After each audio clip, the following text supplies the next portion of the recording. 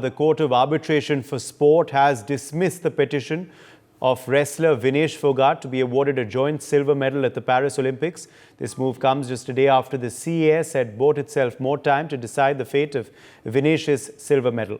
In her appeal, Vinesh Phogat demanded that she be given a joint silver medal with Cuban wrestler Yusneslis Guzman Lopez, who lost to her in the semi-finals but was promoted to the summit clash following the Indians' disqualification. Vinesh was barred from competing in the final as she was found to be overweight by a mere 100 grams. Manoj Joshi is joining us for more details on this story. Manoj, disappointment for Vinesh Phogat.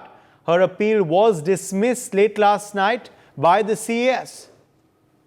निराशा आप कह सकते हैं, क्योंकि उम्मीद तो आपने silver medal की पाली थी बिल्कुल। और मैं तो कहूंगा कि कुश्ती कला की जीत हुई है ये। कुश्ती के नियमों की जीत हुई है। कोई भी खिलाड़ी खेल से बड़ा नहीं है। आपके साथ ज्यादती मैं तब मानता कि जब आप किसी 105 या 110 ग्राम जिसका वजन बड़ा हो उसको खिला दिया जाता और 100 ग्राम वाले को रोक दिया जाता। नियमों का देखो उल्लंघन तो हुआ ही है।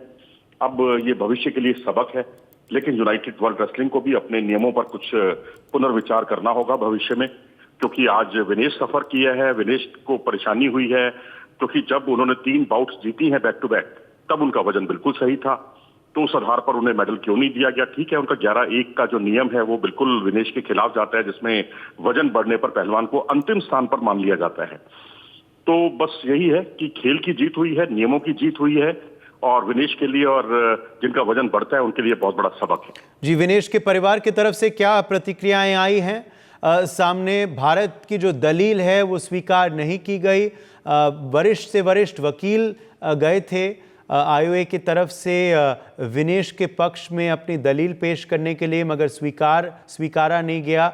आगे का कोई और रास्ता है क्या, या ये दी एंड है? विनेश फोगाट के होप्स और आशाएं कि इस ओलंपिक्स में मेडल मिलेगा उसे, और क्या रिएक्शंस, क्या प्रतिक्रियाएं सामने आई है मनोज? देखिए, नियमों का अगर आप उल्लंघन आप खुद करेंगे तो आप और ज्यादा की उम्मीद नहीं कर सकते। अब इसको कहां चैलेंज करेंगे? पीटी उषा का बयान बड़ा अजीबोगरीब है।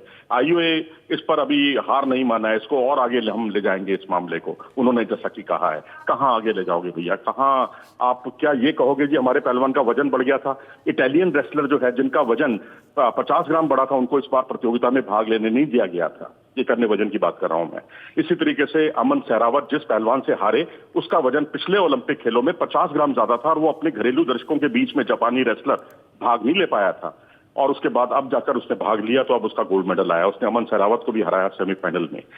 तो रही बात आपके प्रतिक्रियाओं की, उनके घर की प्रतिक्रियाओं की, तो मैं तो यही चाहूंगा कि घर वालों से मैं अपील करूंगा इंडिया न्यूज के माध्यम से कि भाई एक ऐसी दिलेर रेसलर जो भारत की इकलौती ऐसी रेसलर हो जिसने लगातार तीसरे ओलंपिक में महिला कुश्ती में भाग लिया हो, जिसके नाम पर 3 कॉमनवेल्थ गेम्स के गोल्ड मेडल हों, जिसके नाम पर वर्ल्ड चैंपियनशिप के वो इकलौती भारतीय हो जिसने 2 मेडल जीते हों, भारतीय महिला हो, तो उसको कम से कम इस बात के लिए मनाने की कोशिश जरूर करनी चाहिए कि वो अपना यू टर्न लें फैसले से और अगले ओलंपिक की तैयारी करें, क्योंकि अब उनका रिटायरमेंट ये और भी ज्यादा दुखद लगता है। एक इतने बड़ी रेसलर का इस तरह से अंत होना, करियर का अंत होना, वाकई बहुत दिल को कचोटता है।